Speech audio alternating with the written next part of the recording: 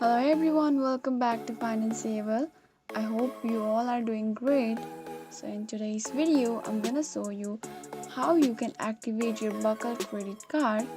So in order to activate your Buckle credit card, head over to your Google Chrome browser and in the search box, type in bucklecreditcard.activate and hit the enter.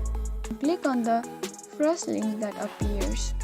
Once you do that, you will be taken to this kind of page, and at the top of the screen or at the top right corner you can see the register now option, and at the downside you can see the sign in option. Click on the sign in option or register now option, and you can see the username and password. You have to add your username and password. So in order to activate your card, first off, all you have to do is add your username and password.